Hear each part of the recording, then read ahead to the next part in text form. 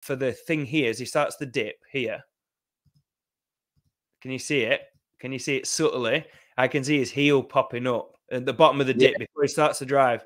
Yeah? Yeah, his feet aren't flat, are they? So as he begins the drive, he's driving, his force he's producing is going through his toes, and he's like kind of mid-foot, his heels off the ground. We want to drive through begin the drive, squat, deadlift, whatever. You want to be driving through mid-foot. You want to, tripod foot. So think of the foot as a tripod where the base of your big toe, the base of your little toe, and your heel are creating a tripod effect where you're kind of equally squeezing power through, if you will. So you can see if people's heels are lifting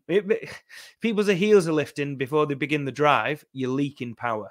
So fix that. You might be able to fix that just by a motor control, just from me pointing it out to you.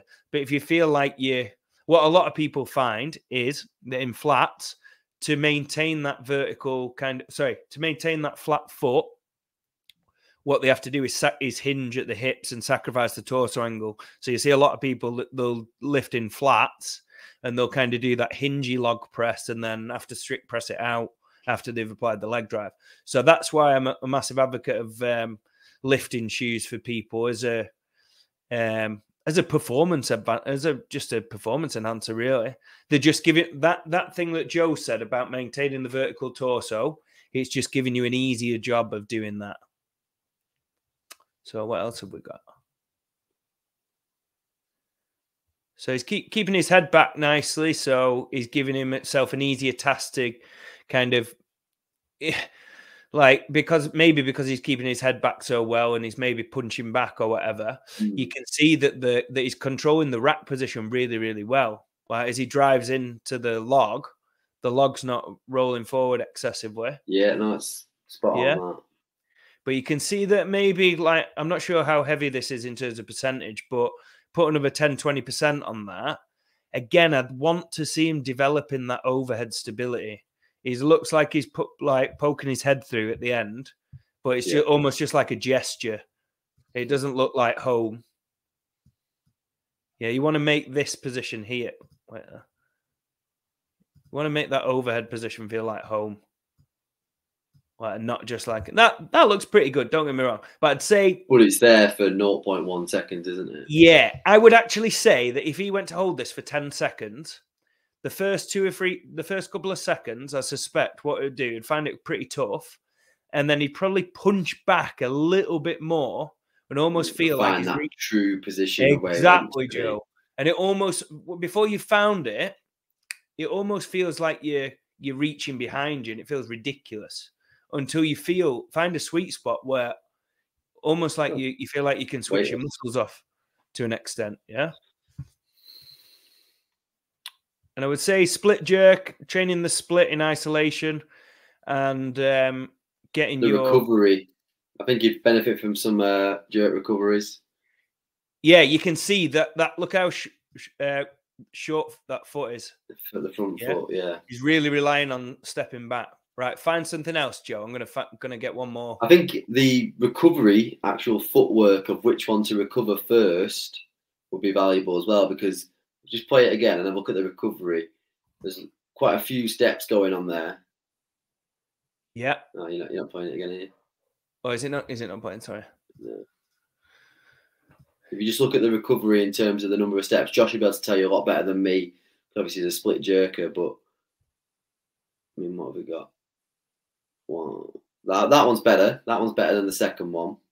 The second one, I think there might be 4 steps possibly in the recovery. Maybe not 3, but it could be a little bit snappier on that. This video, I watched this video yesterday. It's great. So we'll put it on because this is relevant. Your feet over the line, and then your hips over the line, and your shoulders. This will teach you about the recovery.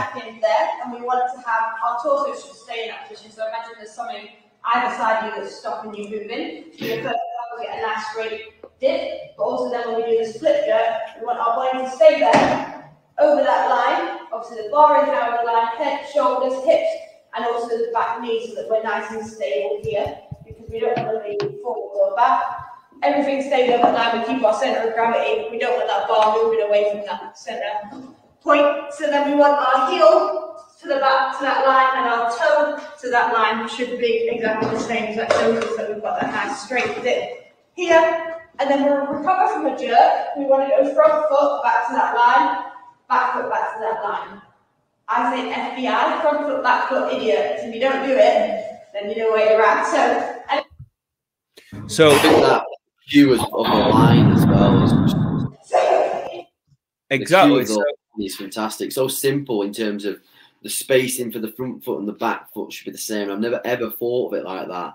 And I think when I've done split jerks in the past, I'm thinking back to it thinking, no way was the spacing between the front foot and the back foot the same from my midline. Yeah, that's a great and cue, she's just that thing FBI front foot, back foot, idiot. So people, you'll see people, big error with split jerkers, they'll reach with that front foot and then chase it forward as they recover. And I won't go into why you should step back, but just do it. And then this video I saw yesterday from Torokhtiy. Give him a follow. And this is just the simplest way to learn your ideal your ideal foot position on split jerk. Our toes. After this, we will kneel down and we will draw the line in front of our knees. That's brilliant. I'm going to go and do some split jerking tomorrow. There's my knees. After this, we will make a step forward. In this position, these two parts of our body should be parallel to each other. Not like this, not like that. Parallel. Move your dominant leg forward. And superb. When you will done, stand up. This is your individual split position. On the toes. So brilliant.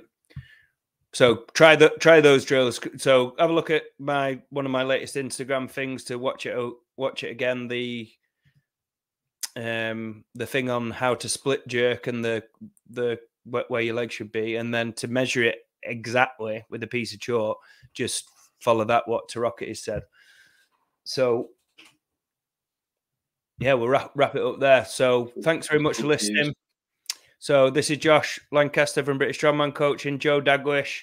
I'm going to put a link in description for Joe's 6-week trial program with Joe. And there's also going to be a 14-day free trial for British Strongman Coaching in the Circle, where you're going to be able to ask questions yourself and get them answered in depth each week and be part of a community. Thanks, Joe. Roger, thank you.